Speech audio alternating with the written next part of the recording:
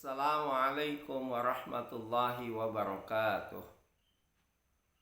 Alhamdulillah wa syukrulillah ala ni'amillah. Wassalatu wassalamu ala rasulillah wa ala alihi wa sahbihi wa mawalah. La hawla wa la quwata illa billah, amma ba'du.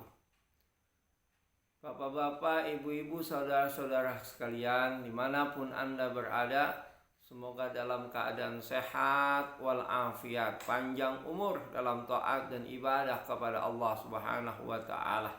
Dipanjangkan umurnya, disehatkan badannya, murah rezekinya, yang halal, yang berkah. Amin ya rabbal alamin.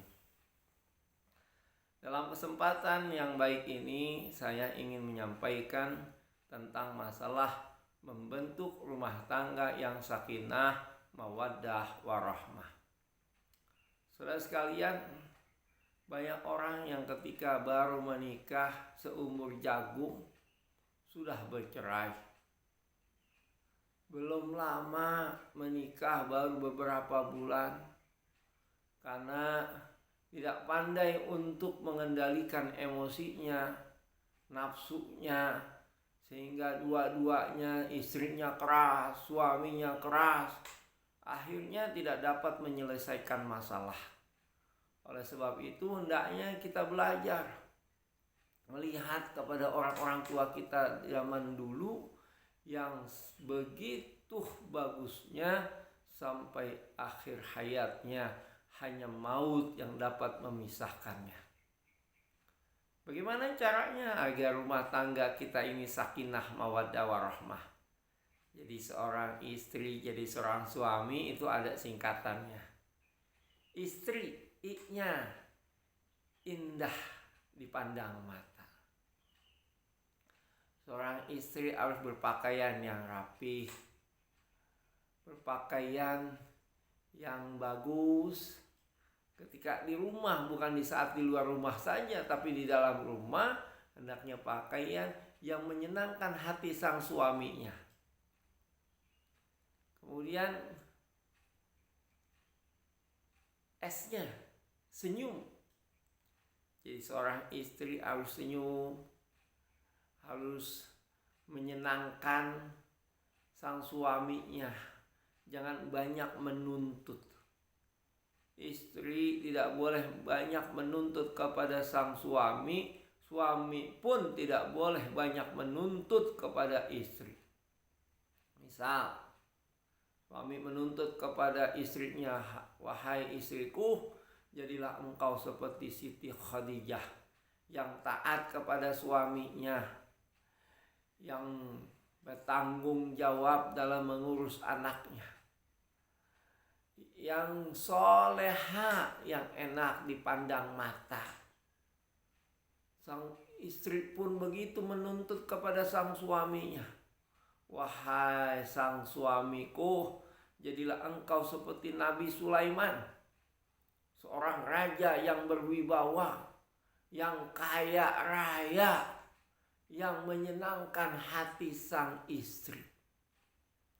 Nah, kalau istri terlalu menuntut kepada sang suaminya masalah harta, masalah keuangan, sedangkan sang suaminya bekerjanya hal-hal yang biasa, yang gajinya juga nggak terlalu besar, maka akan merepotkan daripada seorang suaminya, yang akhirnya mungkin hidupnya terjadi perselisihan, percecokan, baik itu masalah keuangan, masalah-masalah yang lainnya.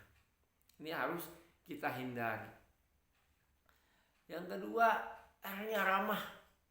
Seorang istri murah senyum, ramah kepada sang suaminya, berkata dengan kata-kata yang indah, berkata dengan kata-kata yang menyenangkan.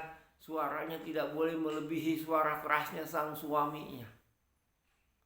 Ini yang bagus. Ya.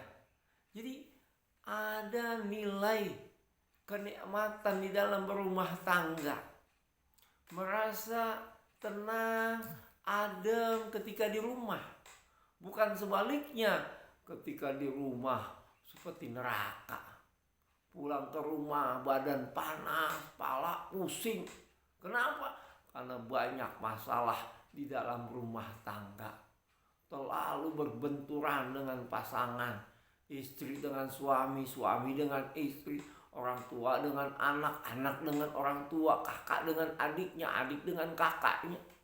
Sehingga akhirnya rumah itu bukan baiti jannati, bukan rumahku bagaikan surgaku, tapi rumahku bagaikan neraka bagiku. Nauzubillah. T-nya taat. Istri harus taat kepada suaminya. Ketika sang suaminya tidak di rumah, dia harus menjaga hartanya, menjaga kehormatannya. Ketika seorang istri mau keluar rumah, dia harus izin kepada sang suaminya. Gak boleh tahu-tahu langsung jalan, tahu-tahu langsung pergi. Setelah di tempat baru ngasih tahu. Gak boleh, gak bagus. Itu kalau sang suaminya gak redo, gak ikhlas, maka neraka bagi sang istri. Ar-rijalu qawwamuna 'alan nisa. Laki-laki adalah pemimpin bagi seorang wanita.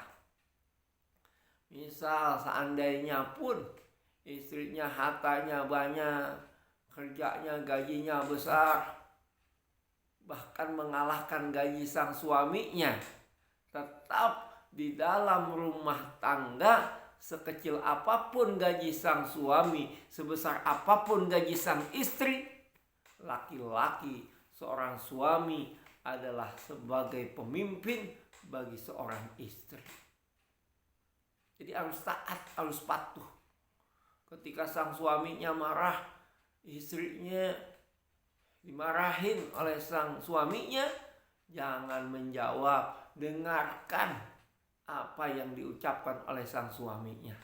Nanti setelah sang suaminya berbicara selesai, cium tangannya, katakan, wahai suamiku, wahai ayah, aku minta maaf, aku tidak mau ayah tidak memaafkanku.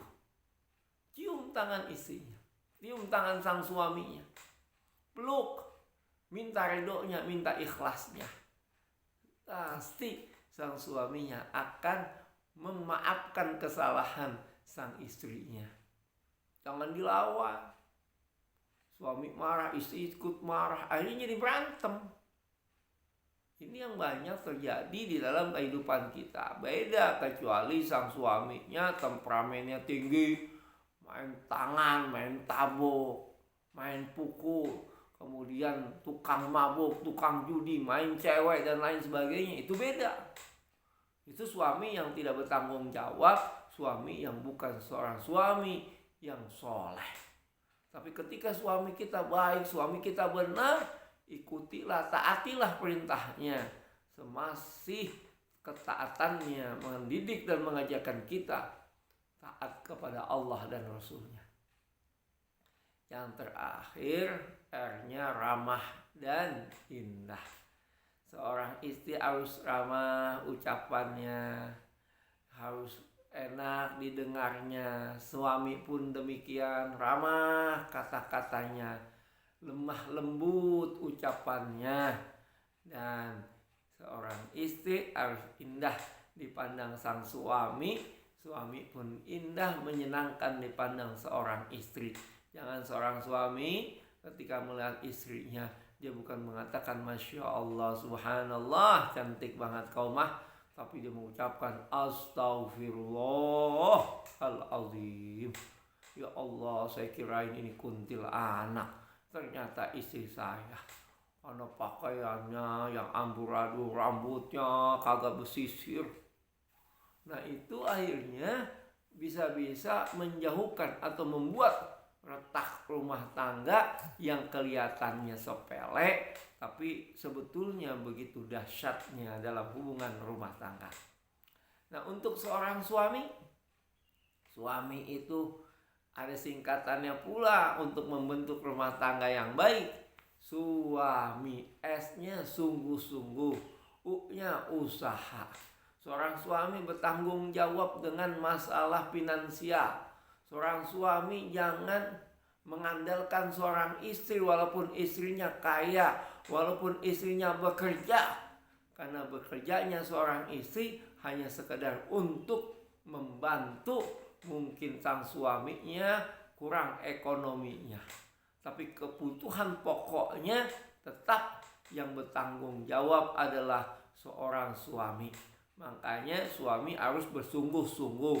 Innallaha la yughayyiru ma biqaumin hatta yughayyiru ma bi anfusihim. Allah tidak akan merubah nasib hambanya sebelum hambanya la yughayyiru ma bi anfusihim yang dapat merubahnya.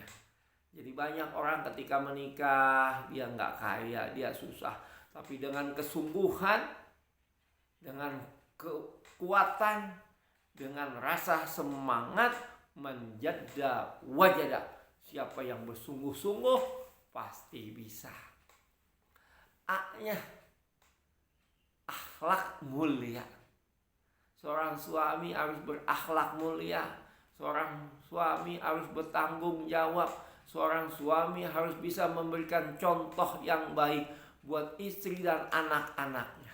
Bagaimana rumah tangga akan sakinah, akan mawaddah, akan warahmah kalau seandainya seorang suami tidak bisa memberikan contoh kepada anak-anaknya, kepada istrinya, maka rumah tangga akan hancur, rumah tangga akan runtuh, rumah tangga akan rusak. Makanya berapa banyak orang yang ketika dalam bentuk rumah tangga anaknya nggak benar, anaknya rusak akhlaknya, nggak sholat, nggak puasa, karena ibu bapaknya tidak dapat memberikan contoh yang baik buat anak-anaknya. Ibunya bapaknya nggak sholat, ibunya bapaknya berkata kasar, maka anak akan terbentuk. Karena al-ummu al-madrasatul ula. Ibu adalah sekolah yang pertama bagi anak-anaknya. Kalau di dalam rumahnya tidak bisa memberikan contoh yang baik buat anak-anaknya, maka kemungkinan anak akhlaknya akan rusak jauh kepada Allah Subhanahu wa ta'ala. Yang terakhir, ikhlas. Ikhlas menerima sang istri. Ikhlas menerima karakter istrinya yang mungkin keras, yang mungkin tidak bagus atau tidak baik, maka seorang suami disinilah dia bertanggung jawab untuk meluruskan, untuk membentuk istrinya agar berakhlak mulia, cinta kepada Allah dan Rasulnya.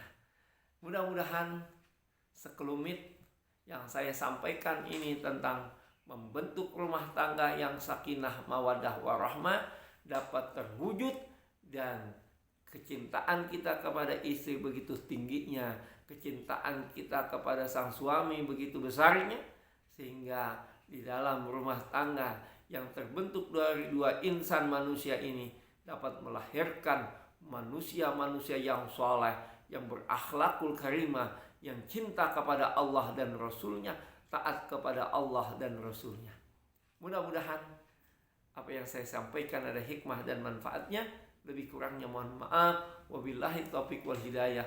Wal afkum minkum. Wassalamualaikum warahmatullahi wabarakatuh.